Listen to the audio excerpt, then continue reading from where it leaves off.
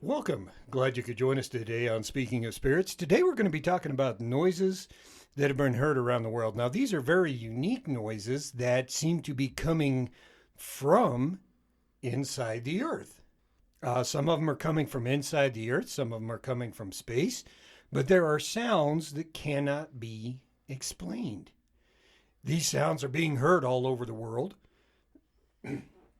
Excuse me, they're being heard in Russia, Australia, all over the United States, Canada, Sweden, throughout Europe, Scotland, Croatia, Jerusalem. And let's play a little sound for you here. Yeah, we'll give you a little sample of what we're talking about here. These are the sounds that are reported. This is in Jerusalem.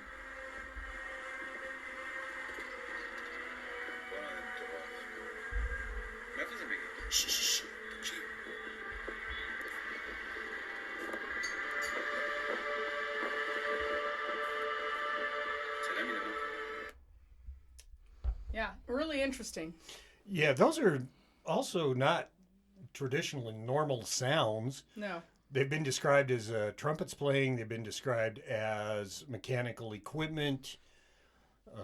One theory is railroad noises. Winds over power lines.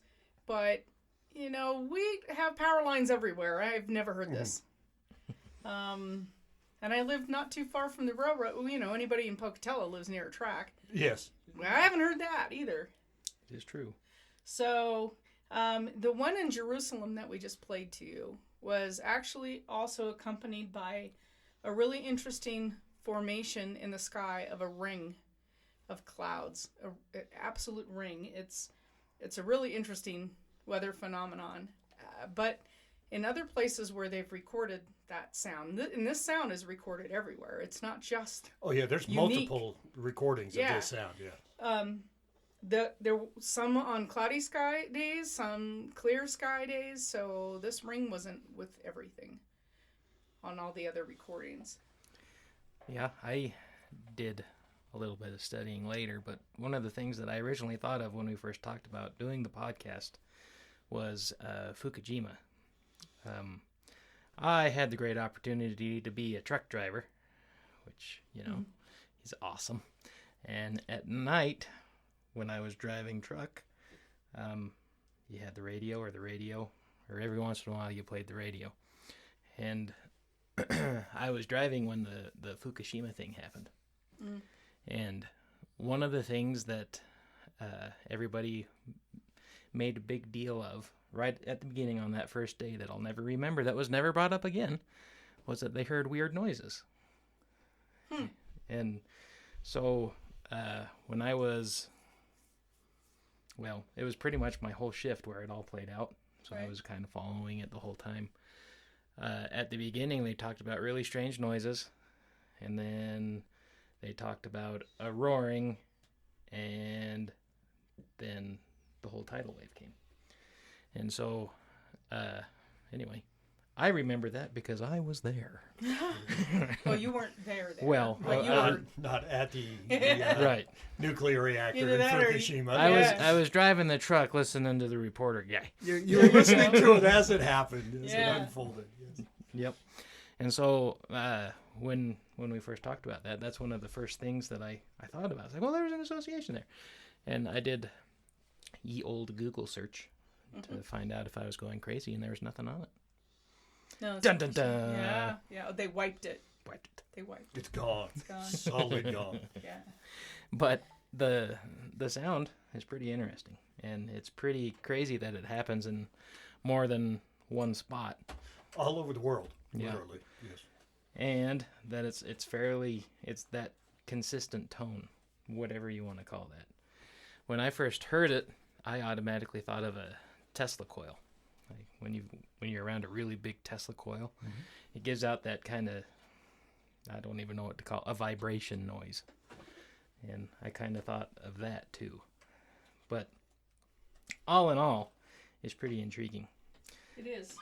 When I did that internet Google search of the noises and I couldn't find anything, it seemed that every tab that popped up had to do with end of the world times. Yeah, right. Ye old Armageddon, Yeah, if you will. yeah. Yeah, they've been promising me that for years.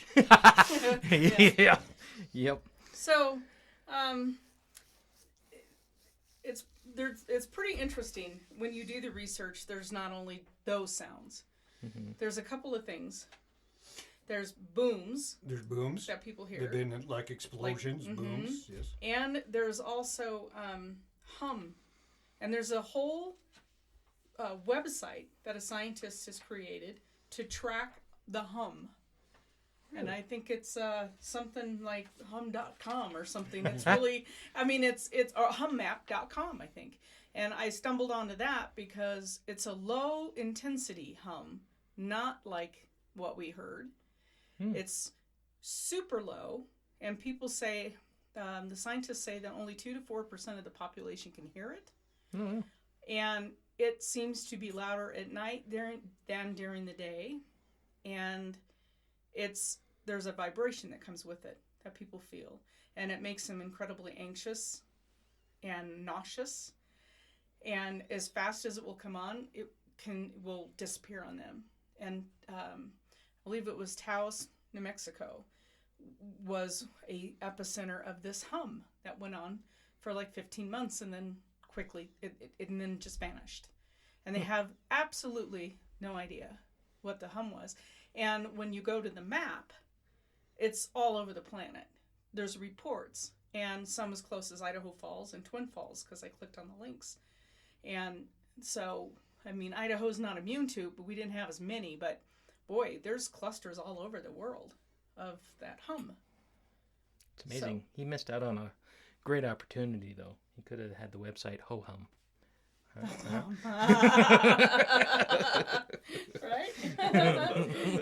I like that. Okay.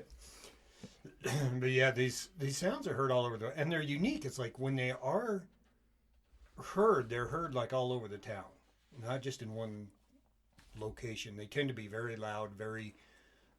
They cover a large geographic area. Right. So it's not like a construction equipment where you can say, oh yeah, it's they're working on this site at this location. Yeah. I was recently. It tends to go all over. Is that yours? Yeah. Sorry, I'm trying to find my phone to turn it off. Sorry, so if there's background noise. Okay. We're on a phone hunt right now. Yes, we'll be we're on back. a phone hunt. I don't want it to ring in the middle of the podcast. Yeah, so it's really interesting. I can't find it. I have no idea where to put it. So, there's the hums. There's the trumpets. Mm-hmm. There's noises that sound like sonic booms.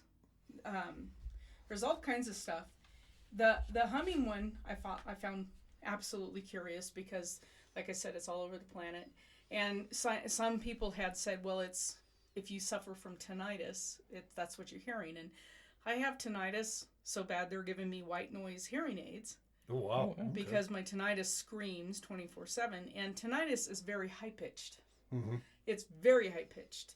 And so the frequency, if you go to this website and you look at the frequency of the hum, it's really low. Like, you can feel it low in your body. Yeah, I'm wondering if that's if the frequency itself is so low that it can kind of be heard, but it's also creating a vibration that is being felt. Yeah. Which is and what that's that what energy, yeah. And there was a lady, the closest, not quite Twin Falls, maybe Rupert. It didn't give this specific, but it showed a pinpoint on the map. Right? Okay. And so she said that they absolutely feel it. She feels it. And her husband, who has tinnitus, cannot hear it. So it's that's interesting to me. So she doesn't have tinnitus and she can hear it. But as quickly as they come on, it will leave. That's pretty interesting for lots of reasons. But I recently got TikTok, which... Oh, no. Oh, don't do it. Oh, no. Who knew you could waste that much more time in your day? Yeah, right. Right? I certainly did it. But here I am doing it anyway. They had different tones that different ages could hear. And so Okay. they had like 8 to 12, and then 12 to 18, and then 18 to 20, just Right. right at the spectrum. And I was like, this has to be. And then when I got to my age, I heard it, and I was like, uh-oh. So it's amazing how we all hear differently. And, Yeah, you expect everybody to hear exactly the same as you do. Yeah. And see exactly the same as you do. and right. they don't. Right. And so you can't tell them, oh, I don't hear it, so you don't hear it. Mhm. But just in life, your hearing changes, let Right. alone the different hearing capabilities of everyone. Yeah. And again, I had been thinking of this a little bit when I was swiping through those TikToks. And I thought, well, that's amazing. I think that in itself kind of proves a point that you can't discredit it. Right. Mm-hmm. Yeah. I think it's interesting that one of the noises that, so I'm from El Dorado County in California, Northern California. Which is burning down right now. Yeah, well, the fire is out. Good. Well, I think it's pretty much contained. So, yay. And my heart goes out to all those people who did lose their homes up there and their cabins. So, so 4 decades up there, not 4 as in number 4, but 4 decades, they have been hearing booms in that county, mysterious booms. And they happen really randomly. They happen only during the day typically. So, Sheriff's Department up there gets called. The El Dorado County Sheriff's Department has been called. The newspaper has worked on this. They have called Beale Air Force Base, which is fairly close, and asked, is there aircraft? Do they have aircraft that are causing this? Is this the breaking of the sound barrier? And Beale Air Force Base has said, no, our flight path doesn't go over El Dorado County. When we take off, we go either north-south, but we don't typically fly over the Sierras. Okay. And so is it Naval Air Station Fallon, where Top Gun is now? Could they be doing that? Mm-hmm. No, typically they're flying north and east over their ranges for their maneuvers. They don't come over Tahoe and El Dorado County. So they couldn't figure it out. So one scientist, his name is Glenn White, and he teaches at the Columbia College. He's used some equipment, but to correlate some of the booms heard from the Hawthorne Army Depot in Nevada, which is quite a distance away from where these booms are being heard. So I don't know. Hawthorne Army Depot said that what they're doing is exploding expired munitions. Mm-hmm. So they're trying to get rid of them. So that would explain maybe some of them closer to Hawthorne. But they did do some research to find out that the closer you live to the Army Depot, the less likely you were to hear it. Mm-hmm. That sound travels differently. So the further away you were from the Army Depot, the more likely you were to hear the boom, which I thought was kind of interesting. But these booms have been heard for decades, like many generations. There was an interview with a lady in Swansboro who runs a cafe, and Swansboro is a really neat place. I've spent a lot of time there. And like 4 and 5 generations ago, they've been hearing these booms. Now, it's kind of a unique area up in that Swansboro, in that there's a lot of granite up in there, so we could trap sound. But still, it doesn't explain where the sound's coming from and what's generating it. Now, gold mining, we're in the heart of the mother lode up there. Are they blasting? Most of the gold mines are underground workings. Maybe, but there aren't, to my knowledge, from some of my research, I could be missing some, in the Placerville area, Swansboro, Camino Pines area, there aren't any active gold mines. So, none? All of no, there's more towards Jackson and Grass Valley, but nothing right in that Placerville area, Swansboro, that I know of. Could be that I've missed something, but there aren't anymore. Most of the underground workings are flooded in the old mines. So, I don't know. There's a couple of quarries up there. They're all run by one operator, and while they were interviewing the operator, they heard a boom. It's not the quarry. He says, we've only done one blast this year, and obviously it wasn't me because we just heard the boom. Yeah, So that was kind of interesting. So it's not the Air Force, it's not the Navy. Some of it could be tied to the Army Depot, but on the East Coast, they did correlate some of that noise because there was booms heard over on the East Coast to the Concorde, the flight of the Concorde, because it was breaking the sound barrier. Mm-hmm. So they did correlate some of that. And it was really closely tied. I mean, it was like dates and times people were recording this stuff, and then they looked at the flight path of the Concorde. They went, okay, it's the Concorde, but not all of it. Yeah. Well, so along those lines, I remember when I was younger, we're kind of in between a couple Air Force bases, and I remember hearing lots of sonic booms when I was younger, and I don't hear them now with as much frequency. Granted, I don't play outside as much, but the noise that I heard that was explained to me to be sonic booms, I don't hear much at all anymore. I just started replaying in my mind. See, I was raised down in Arkham. We were about halfway between two fairly major Air Force bases, one in Mountain Home, Idaho, and one down in Utah. Hill. At Hill Air Force Base down there in Utah. So, and they would, because we were a rural area, they would break the sound barrier over us all the time. Mm-hmm. Yeah. So that was fairly common for us out there. But think about it. When's the last time you heard a sonic boom? Well, I not don't since live I out left there the now. Navy, really. Yeah, I mean, honestly. I haven't heard one in years. No. But then again, I haven't lived in a rural area for years either. Well, that's true. And well, when somebody explained to me that had something to do with it too. They try not to go supersonic over populated areas. Right. Yeah. Well, there's the little pesky thing called FAA regulations that prohibit a bunch of stuff. That's just somebody's opinion. I know. It's more I a worked in the guideline. control tower, and after Top Gun, we got requests for flybys all the time. It was pretty cool. But, yeah, so there's something called, the term is called Seneca guns, which has been used in reference to reports of loud booms for decades along the North Carolina Outer Banks. The nickname has its roots further north, where similar mystery noises have been reported around the New York Catskills Mountains and near the vicinity of Lake Seneca. It's further believed that these sounds were referenced in the literary works such as Washington Irving's Rip Van Winkle and James Fenimore Cooper's The Lake Gun. In Greenland, French explorers near Scoresby Sound in the 1930s once described a deep foghorn-like noise, and there's no way I can pronounce this one, but Tonder Dovbai. Tonder Dovbai. I guess that's, but I have no idea. Anyway, elsewhere in the world, in the Bay of Bengal, they call it the Bansal guns.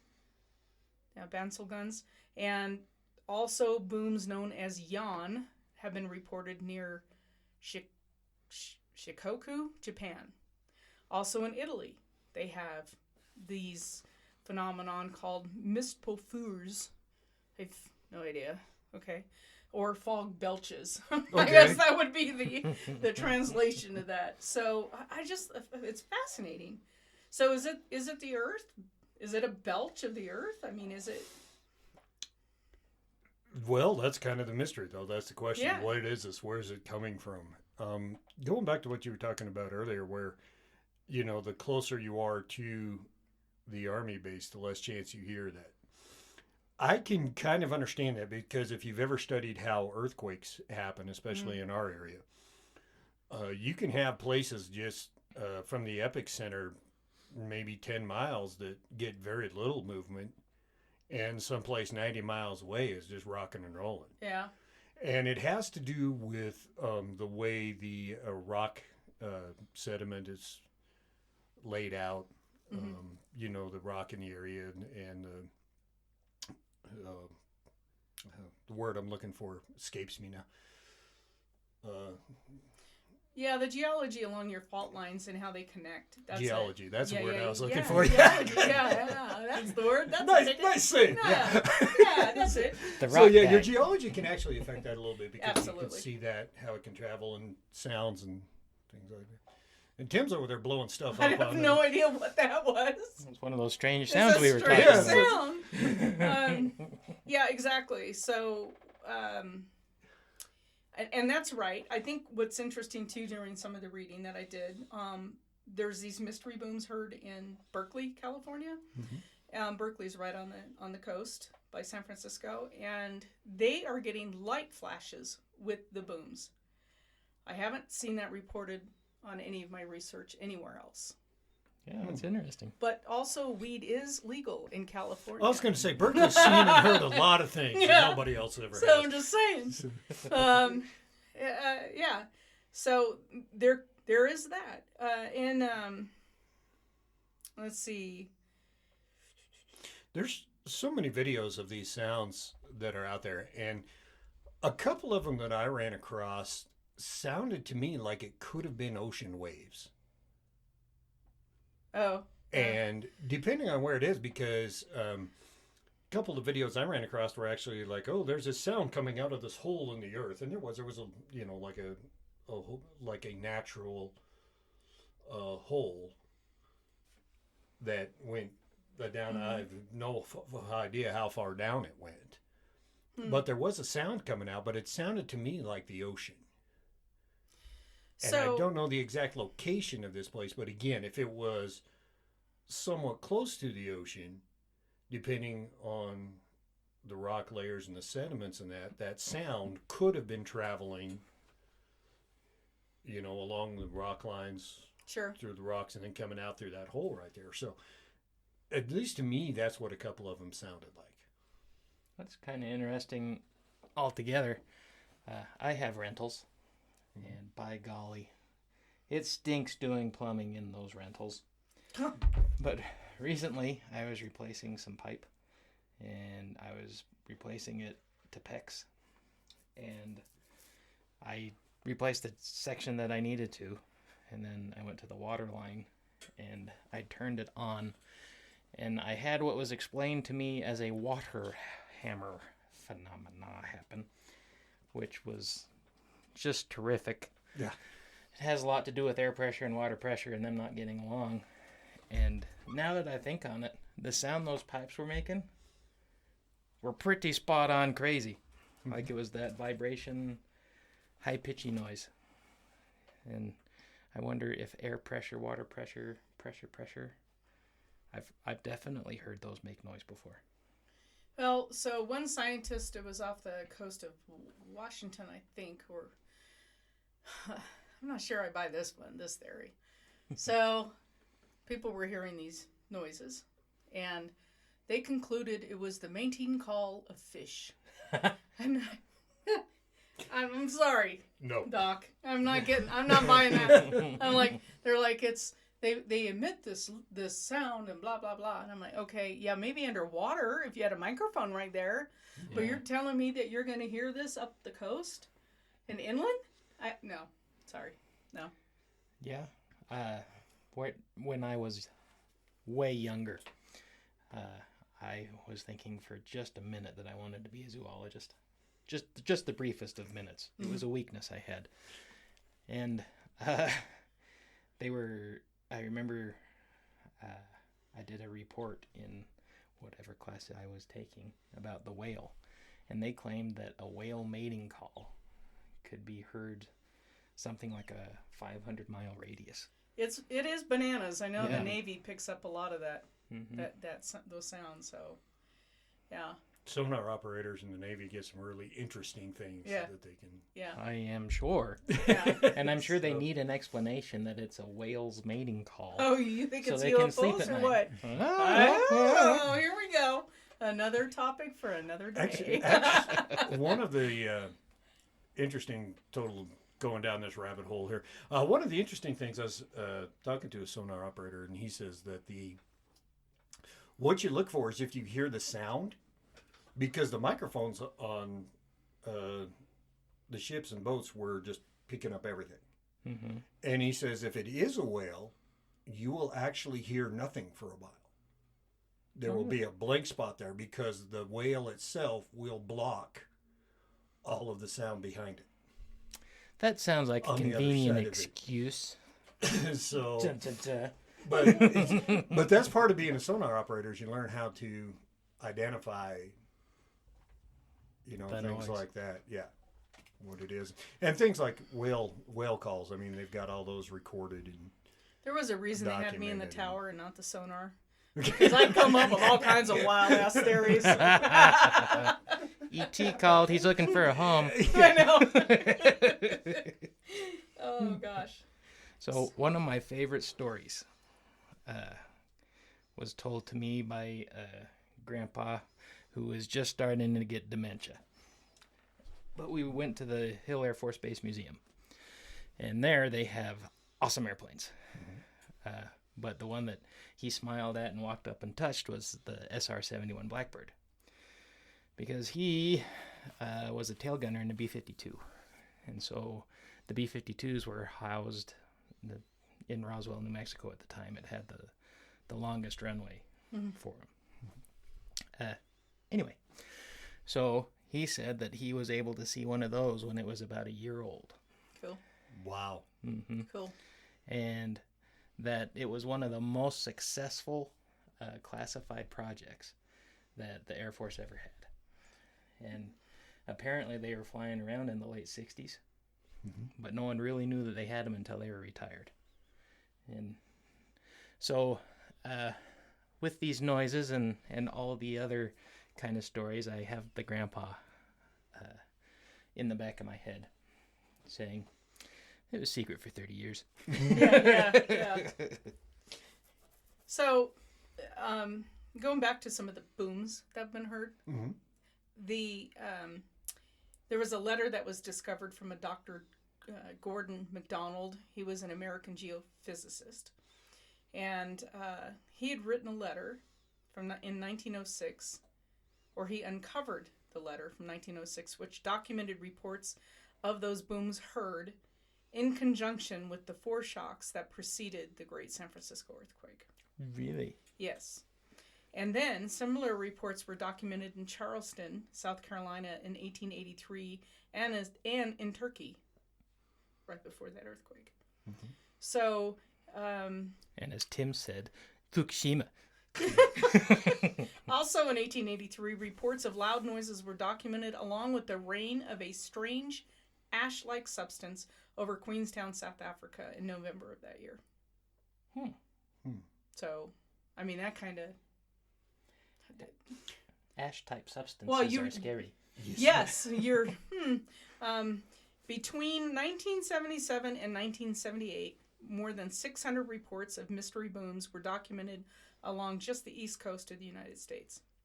With a number of the incidents are centered around southern New Jersey. Now, New Jersey, everybody thinks of is nothing but a giant factory. But southern New Jersey is not. It's beautiful countryside. that it is. Yes. And so, I mean, the closer you get to New York, the less I want to go. But southern New Jersey is beautiful. So it's kind of interesting that they're clustered down that way, right? And then a similar wave of mystery booms occurred in Southern California between 1991 and 93, prompting investigations by MIT and researchers at Caltech. And in their paper, they examined the incidents that in relation to seismic data. They determined the source of the mystery booms had been due to sonic booms propagated from offshore operations, similar in nature to the East Coast booms of the late 1970s. However, the Caltech researchers were unsuccessful at correlating the specific source of the booms with any known military or other aircraft. So they said it came from offshore, but it apparently... They couldn't identify They can't identify it. any type of vessel or machine that was out there Right. making noise. And there are some platforms in Southern California for oil extraction, but they're more towards Santa Barbara, because you can see some of the platforms from there. But I don't know. So I don't know where they were in Southern California to look at that. That's crazy to me. Like, let me rant for just one Oh second. boy, here just, we go. Just a little Okay. second. Here we Go go. ahead. Yes. It's amazing to me how if you have the word scientist associated to your name, you are the bee's knees, Yeah. and whatever you says goes, Right. even if you don't have the source Right. to pinpoint for your conclusion. That just Yeah. hurts my head. So Yeah. some of the official explanations take more belief than believing in the paranormal. I know, it's crazy. Whatever you're talking about. You mean yes. that made up number goes to that made up space? Okay. Yeah, sure. Yeah. I know exactly what Tim's ranting about, but that is not a topic for today. Nope. And We'll go down that rabbit hole another day. We'll Another come back day. to that. just generalized. Just another day. Not political. I'm not political. But going back to it, a lot of these could be, again, going back to the geography of the area, because they've got I have seen where there are times where pressures from rocks, mountains, and things like that will suddenly release, which that could be the booms heard before an earthquake. Sure. And along those times, they've also had incidents where they've actually caused like little sparks. The flashes of light. that Flashes people of are light. seeing. Right. So that could be a possible explanation for those ones in California, that not only we're hearing the booms, but we're also seeing the flashes of light. Yeah. And, Well, yeah, you know, We know how active seismically California yeah, is. So that seismically doesn't. pretty active. They got a lot of Yeah. stuff going on down there. So Yeah. that, I don't think that's outside of the realm of possibility. You know, it's kind of interesting. You were talking about the tsunami and we're talking about how far distant things can be heard, or like close to the epicenter of the Army Depot. People aren't hearing it, but further away. So when the earthquake hit the Bay Area of California during the World Series. Jacked up the World Series. I remember Yeah, that. sure did. But that day, at that moment in time, I had my horse in the stable and I was brushing him, and he started rearing up, and I couldn't figure out what was wrong with him. I was looking for a snake. I thought maybe he got stung by a bee.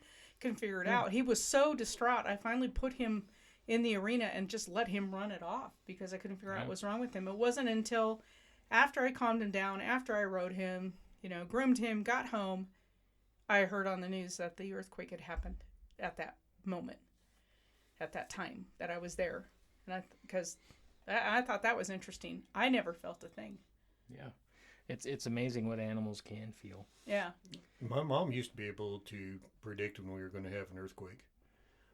She would go through the paper every night and pretty much proofread it. Yeah. But one of the things that she noticed is that they had, back when, the newspaper was a major form of communication, and they had the classified ads. And there would be, 2 or 3 missing animals a day. Mm. And then all of a sudden there was like 3 columns of missing animals. Oh, a whole slew. Oh, wow. And my mom was like, out we're there going to have too, an where earthquake. you were. Yeah. There's not a lot of people out there. And That's my really mom was like, interesting. we're going to have an earthquake. Because somehow the animals were picking up on the vibrations Yeah, the foreshocks of the coming. earth and That's interesting. freaked them out. I can totally see that. So, during the second week of November 2015, reports of unexplained noises began to see an increased media attention. On November 13th, 2014, near the town of Salina, Kansas, residents reported hearing thunderous crash. Local news outlets queried the nearby Smoky Hill bomb range and found that there were no routine tests or other known incidents that coincided with these noises. Nearly 800 miles east of Salina in Dayton, Ohio area began to experience the rattling of these mystery booms. On November 16, 2014, communities in Montgomery and Warren counties, and included Centerville, Miamisburg, and Greater Springboro, recorded multiple crash sounds that were likened to loud explosions, some with greater volume than others.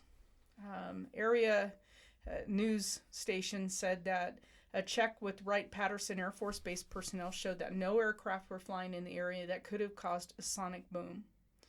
The booms continued through December 2014 and into the new year. Now, this is where they get into the sub-zero temperatures, and Mark and I were talking about that before the podcast. So in parts of the U.S., they have things called cryoseisms, and those are frost quakes. And that happens when you have like saturated ground. So it's wet with rainwater or water, and then you get a cold snap and you get a sudden drop below freezing temperatures. And then the groundwater freezes, it will cause that shake. And sometimes it's accompanied by loud explosive sounds and even shaking. So that could explain some of the winter noises people hear. But not the summer. No, and my issue with that is that if that's basically that's just water. Yeah. You've got water and it freezes, and that's not going to boom until it melts. Well, not necessarily. So like if maybe you're in the around a spring. frozen river and you hear that ice collide, Yeah, you can hear it's noisy. that's true. And yeah. so I don't know, but The other thing is the location here, because there is nothing around Salina, Kansas. yeah. There Yeah, are it's no true. mountains anywhere near. I think the closest mountains are in Colorado, and that's Yeah. a lot of quite a corn. ways away. Yeah. So Whole lot of Salina corn. does not have any mountains around that area. It is completely flat for hundreds of miles. Yeah. So that's an interesting part of that one to me, Yeah. because there doesn't appear to be a lot of Oh, you mean for earthquake activity? yeah, for earthquake Yeah, activity, yeah, seismic right. activity. There's not a lot of mountains. There's not a lot of, rock formations around there. Yeah, similar in the same time frame that all this was going on around Salina, towards the end of 2014. Similar booms were being reported in parts of the United Kingdom as well. And there's recordings of what we played to begin the podcast that in, where was that? That was Jerusalem. Yes. In the United Kingdom, somebody at basically the same time frame was getting that same sound of horns, trumpet kind of Yeah. weirdness. That does not And- sound like a trumpet to me at all. But Well, I think people are trying to it sounds explain like it a with fourth what we grade know. band tuning up to Yeah. me. Okay? I played in band. I know what it sounds like. That's actually a better, more accurate description. So, yeah, and so also Australia had same reports at the same time frame, and so I don't know. This has been going on for decades, though. So I can understand the sonic booms. I've heard them. I've been in military. I've worked around aircraft. I understand that, but going back generations, no, we didn't have aircraft capable of that. 4 or 5 generations ago, No, right? we didn't. So, I mean, we had Navy Corsairs. They did not break the sound They did barrier. not go that You know fast, what no. I mean? So I don't know. It's really interesting to me. And then it's unexplained. It is an unexplained phenomenon. Is it seismic? Is it weather? Is it there now? Of course, doctors want to label this. They have a psychosis labeled with this too. There's this thing that happens in the brain when you go to sleep at night, and I forget what they call it. Oh God, I read this and I'm like, come on, you know what I mean? Because they say that as you're going to sleep, sometimes the brain can create the booms and the noises. I just have such a hard time with some of this stuff. Yeah. It's easier to believe that it's a UFO. You know what I'm saying? Yeah. Exactly. Well, Yeah. especially because so many of these have been recorded. Oh, There's all over the world. documentation of these all over the world. So this is not somebody's mind right before they go to sleep. No. Well, and just on the evidence, we're hearing the recordings they're making. Yes. It's not like Yeah, so if you go in YouTube, put in mystery sounds, and from all over the globe, you will have video of And this. a lot of them go for an extended period of time, Yes, too. Not they're- just a few seconds. No, they're not seconds. They're minutes. They're many, minutes, many, many sometimes minutes. hours. Hours. Yeah, the one in British Columbia seemed to go on for days, Yes. on and off for days. And that's the thing. It'll be on and off for, It was middle driving of the day, everybody middle of the batty. night. I mean, it Yeah. was loud. Yeah. So I don't know. It's a good mystery. Yeah. It really is. So it's amazing how much we don't know about things. Mm-hmm. One of my realizations when I was young was in Twin Falls, there's a really big bridge. Mm-hmm. And it goes over the river, and it's huge. Where Evel Knievel jumped. He sure did try. Yeah. He failed. Oh, he failed, didn't he? That's also been known to blow over empty trucks too. with the wind. Exactly. But Oh, that's yeah. another. Yeah, so that whole truck driving thing, Yes. Yes. I was innocently driving down, and there was a deer in the middle of the bridge. And I thought, uh-oh, poor little deer. And I started slowing down, and it got scared, and whew, right off the middle. No. It was the craziest thing. I digress. I was going to say, how did a deer get to the middle of the bridge? Yeah. I have no one. He was just walking down the road, and then all of a sudden there's a semi. So boink. Oh, bye. Oh, Santa's reindeer was flying that day. Uh-huh. Anyway. So when I was young, late teens, we went to Twin Falls, and it was a beautiful day, to put it mildly. In Idaho, there's always wind. Yeah. Very little wind, which That's a rare day. is amazing.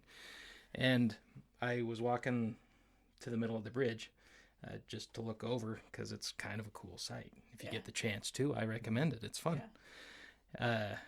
And I realized that there were no cars. There was very little wind.